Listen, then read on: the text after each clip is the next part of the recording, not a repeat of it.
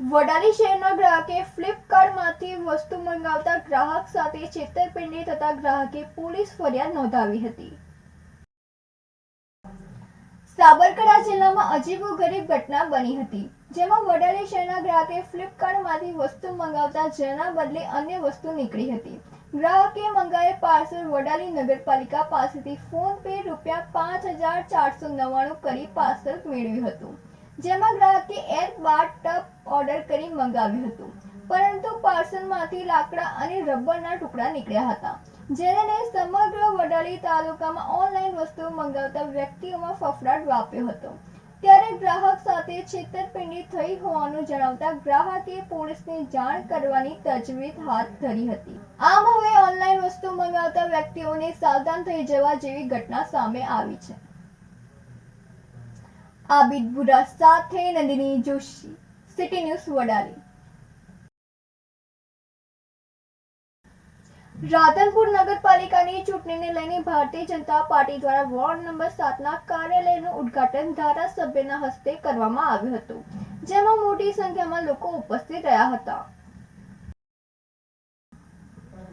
પાટણ જિલ્લાના રાધનપુર ખાતે આવેલ વોર્ડ નંબર 7ની અંદર ભારતીય જનતા પાર્ટી દ્વારા નગરપાલિકાની ચૂંટણીને લઈને ભારતીય જનતા પાર્ટીના કાર્યાલયનું ઉદ્ઘાટન કરવામાં આવ્યું હતું, જેમાં રાધનપુર વિધાનસભાના ધારાસભ્ય લવિંગજી સોલંકી, રાધનપુર શહેર ભાજપ પ્રમુખ Rajubhai Thakkar, petrol pump market યાર્ડના chairman doctor Kanubhai Patel, Pravinbhai Mahalakshmi, અમથાભાઈ Chaudhary, Babulal Chaudhary, Kanubhai dairy, Navinbhai Patel, Balvantji Thakor અને અન્ય ભારતીય જનતા પાર્ટીના અગ્રણીઓ, કાર્યકર્તાઓ અને વોર્ડ નંબર 7ના મતદારોની ઉપસ્થિતિની અંદર ભારતીય જનતા પાર્ટી નગરપાલિકાની ચૂંટણીને લઈને વોર્ડ નંબર 7ના કાર્યાલયનું ઉદ્ઘાટન કરવામાં આવ્યું હતું, જેમાં મોટી સંખ્યાની અંદર લોકો ઉપસ્થિત રહ્યા હતા। વોર્ડ નંબર 7ની અંદર ભારતીય જનતા પાર્ટીના ચારેય ઉમેદવારો વિજય થાય 16 તારીખે ભારતીય જનતા પાર્ટી તરફ મતદાન કરવા આહવાન કરવામાં આવ્યું હતું। ભરત સતવારા સાથે નંદિની જોશી, સિટી ન્યૂઝ રાધનપુર। બસ આપના માધ્યમથી મારા 7 નંબર વોર્ડના દરેક સમાજના લોકોને મેં અપીલ કરી છે।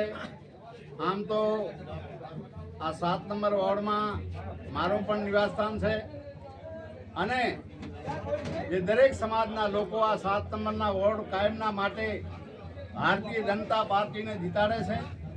પણ આ વખતે એક વિશેષ એ જનતાની માંગ છે કે અમારે 7 નંબર વોર્ડમાં આજે 6 નંબર છે વોર્ડ છે એના કરતા 7 નંબરના જંગી બહુમતીથી જીતાડવાની છે।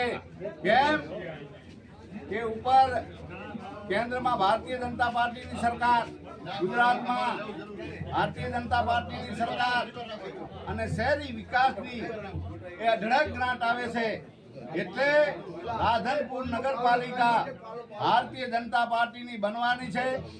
એવા સરસ લોકો વચ્ચે રહીને સતત કામ કરે એવા લોકોના સેવક 4 કોર્પોરેટરો અહીંયા ચૂંટણી લડે છે, એટલે દરેક સમાજના લોકો આજે જંગી જાહેર સભામાં અહીંયા આવીને એ આશીર્વાદ આપ્યા છે, એટલે આ વિસ્તાર 100% અમે જંગી બહુમતીથી જીતવાના। સ્થાનિક સ્વરાજ્યની ચૂંટણીના શ્રી ગણેશ થઈ ચૂક્યા છે અને ચૂંટણી પ્રચાર પણ પાપા પગલે કરતો આગળ વધી રહ્યો છે। તેના પગલે ખેબ્રમાં નગરપાલિકાની ચૂંટણી માટે કાર્યાલયનો શુભારંભ કરાયો હતો। ખેબ્રમાં શહેરના મધ્યસ્થ કાર્યાલય તેમજ વોર્ડ નંબર 6 અને 3ના ભાજપ કાર્યાલયનું ઉદ્ઘાટન જિલ્લા ભાજપ પ્રમુખ કનુભાઈ પટેલના હસ્તે કરવામાં આવ્યું હતું। આ પ્રસંગે જિલ્લા મહામંત્રી વિજયભાઈ પંડ્યા, લુકેશભાઈ ગમાર તથા શહેર પૂર્વ પ્રમુખ અરવિંદભાઈ રાવલ અને ઉપપ્રમુખ ભાવેન્દ્ર સોલંકી, વોર્ડના ચૂંટણી ઇન્ચાર્જ સહિત ઉમેદવારો અને કાર્યકર્તાઓ ઉપસ્થિત રહ્યા હતા। ખેબ્રમાં નગરપાલિકાની 28માંથી 28 સીટ પર ભાજપનો ભગવો લહેરાશે તેવો આશાવાદ જિલ્લા મહામંત્રી વિજય પંડ્યાએ વ્યક્ત કર્યો હતો। ભરત ચૌહાણ સાથે નંદિની જોશી, સિટી ન્યૂઝ ખેબ્રમાં।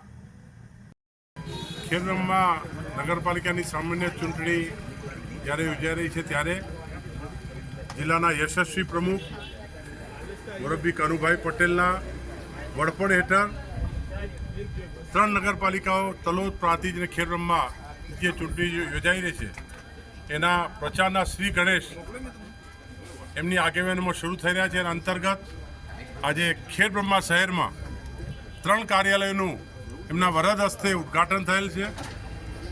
3 વોર્ડમાં જે કાર્યાલયનું ઉદ્ઘાટન થયું એમાં કાર્યકર્તાઓનું, વિવિધ સમાજના આગેવાનોની ઉપસ્થિતિ રહી હતી. સંગઠનના હોદ્દેદારો પણ હાજર રહ્યા હતા અને કાર્યકર્તાના મુખ ઉપર એક વિજયના વિશ્વાસના દર્શન થતા હતા.